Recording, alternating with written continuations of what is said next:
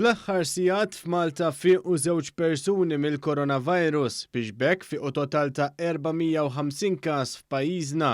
Wieħed miż-żewġ persuni li fiequ għandu bejn 30 u 39 sena u l-ieħor bejn 40 u 49 sena. Fl-aħħar 24 siegħa saru 1727 swab test b'14 persuna irriżultaw pożittiv għall-virus. Bil-każijiet attivi issa telgħu għal 90.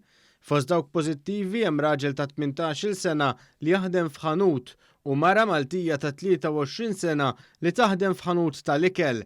F'dawn il-każijiet ir-riskju li xi ħadd mill-klijenti ħall-virus huwa żgħir ħafna minħabba l-prekawzjonijiet li kienu qed jittieħdu. 3 irġiel oħra li l-età tagħhom tvarja bejn 28 sena u 62 sena li kollha jaħdmu f'kumpaniji privati wkoll irriżultaw fil-pożittiv.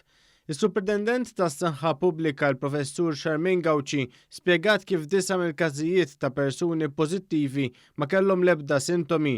Fost dawn hemm raġel Gawċi ta' 40 sena u ieħor Malti ta' 46 sena. Instabu wkoll pożittivi raġel Malti li jaħdem fis-settur pubbliku, raġel ta' 54 sena li jaħdem l-Isptar Mater Dei u ieħor li jaħdem fis-settur tas-saħħa. Mara Maltija li kienet qiegħda kwarantina wara li bosta persuni ħarġu pożittivi fil-ward li kienet taħdem fiha wkoll ħarġet pożittiva. Ħaddiema barranija li taħdem fis-settur tas-saħħa wkoll ħarġet pożittiva wara li ġiet f'kuntatt ma' pazjent li kellu l-COVID-19. Il-Professur Gauci spjegat li bħalissa ħadd mill-każijiet pożittivi ma qed jiġi rikoverat fit-taqsima tal-kura intensiva. Il-Professur Gauci spjegat kif għalkemm it-temperatura jidher li qabdet tisħon, is-sħana ma taffettwax il-qari tad-denni minn testijiet li qed isiru fil-bieb ta' ċertu postijiet.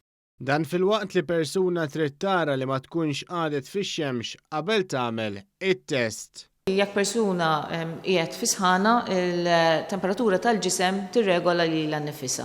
Allura avolja tkun isħana m'għandux jinqabad, m'għandux ikun hemm id-deni.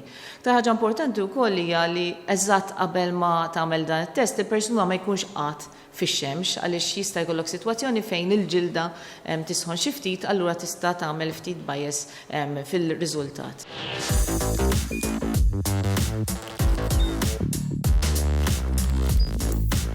Idħol fuq one.com.mt u hemmhekk tista' tara l-programmi kollha li jxandru fuq One permezz ta' One Play.